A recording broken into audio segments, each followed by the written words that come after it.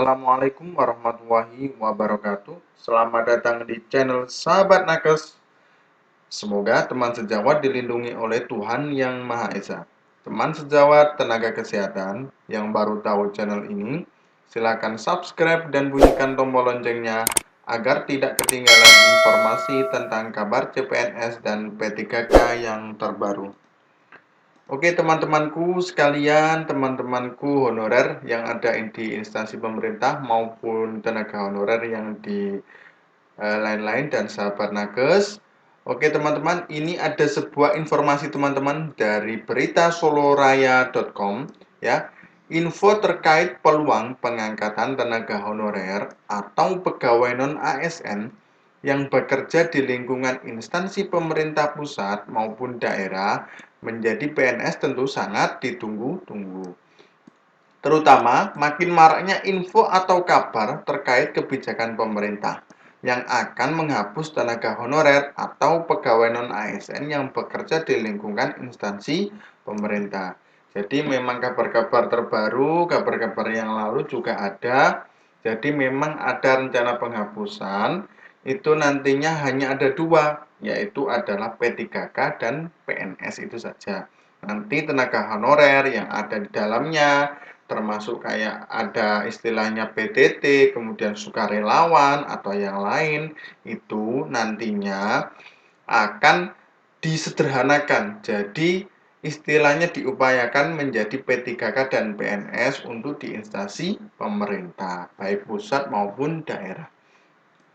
Kemudian lanjut, rencana penghapusan tenaga honorer atau pegawai non-ASN di lingkungan pemerintah tersebut akan dilaksanakan pada tanggal 28 November 2023 mendatang. Jadi penghapusan kemarin nantinya akan dilaksanakan tanggal 28 November 2023. Jadi setelah itu tidak akan ada honor-honorer lagi. Adanya P3K dan PNS di lingkungan pemerintah. Oke, lanjut. Kemudian kebijakan tersebut merupakan bentuk tindak lanjut dari pemberlakuannya Peraturan Pemerintah Nomor 49 Tahun 2018 tentang manajemen pegawai pemerintah dengan perjanjian kerja.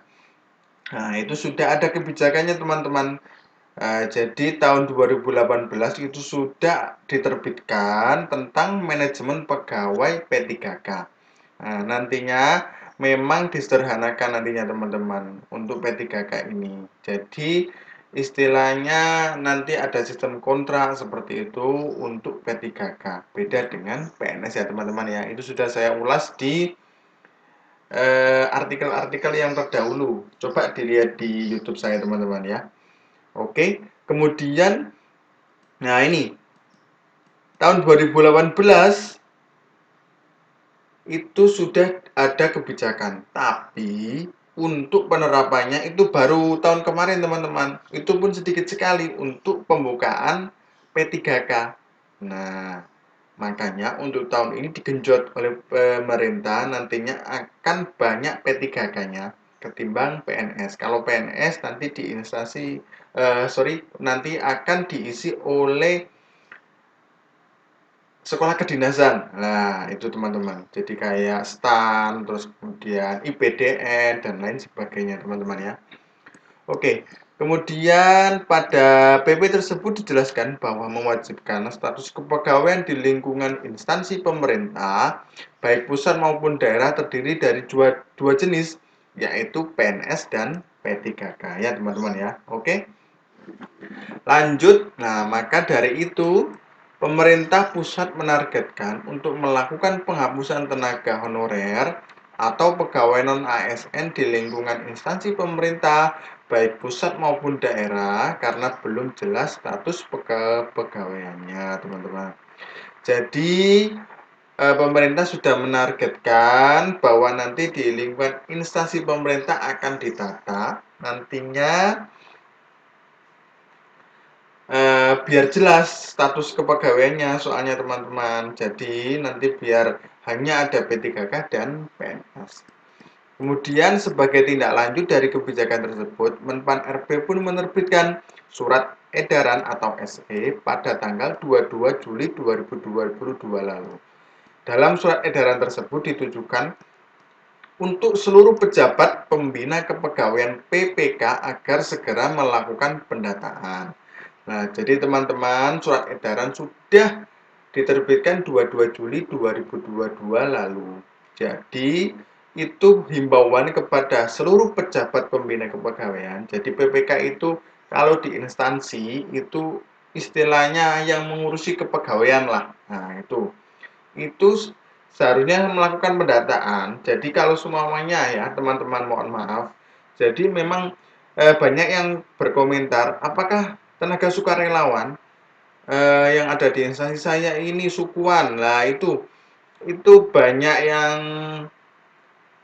tanya, apakah saya itu masuk apa tidak. Lah, itu tergantung dari pembina kepegawaiannya, pejabatnya, teman-teman. Apakah memasukkan itu atau tidak, teman-teman. Nah, memasukkan datanya ke pusat maksudnya. Soalnya nanti kalau nggak ada pendataan seperti itu, teman-teman, nama-nama teman-teman itu nggak bisa masuk nanti untuk prioritas P3K, teman-teman. Seperti itu ya. Kemudian, nah ini pendataan. Pendataan yang dimaksud yaitu pemetaan terhadap tenaga honorer atau pegawai non-ASN yang bekerja di lingkungan instansi pemerintah masing-masing.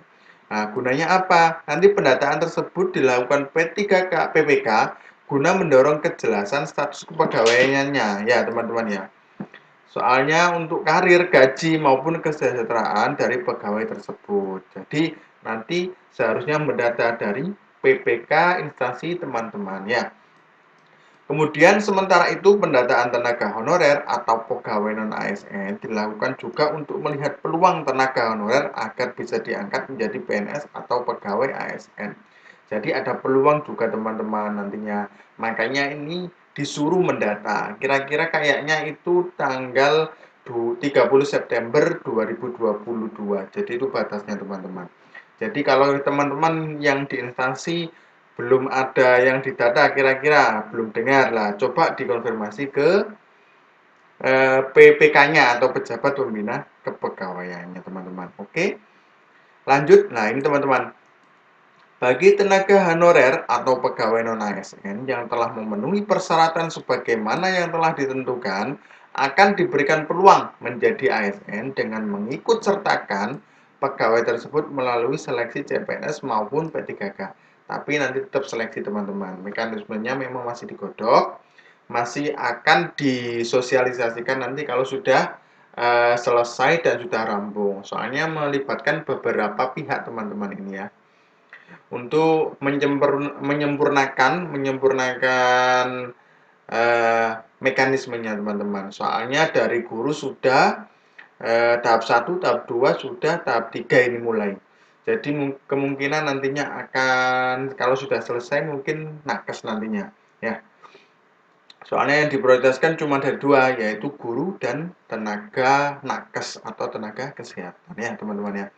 Oke, adapun bagi tenaga honorer atau pegawai non-ASN yang ternyata tidak memenuhi persyaratan tersebut, jika berdasarkan SE Men 4 RB, maka dipastikan sangat kecil peluang untuk menjadi ASN melalui seleksi CPNS maupun P3K.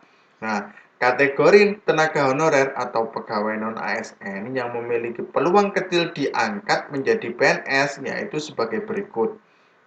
Nah, ini teman-teman. Jadi ini ada pegawai honorer yang memiliki peluang kecil diangkat menjadi PNS ya.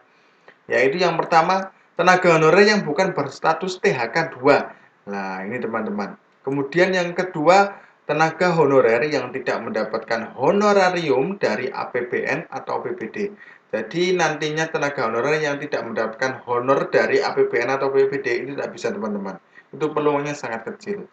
Jadi lebih diprioritaskan yang diakui dari APBN atau APBD. Ya, itu. Untuk masalah honorariumnya teman-teman ya. Coba dicek aja di masing-masing teman-teman ya. Kemudian tenaga honorer yang bekerja kurang dari 1 tahun juga ini tidak boleh teman-teman ya.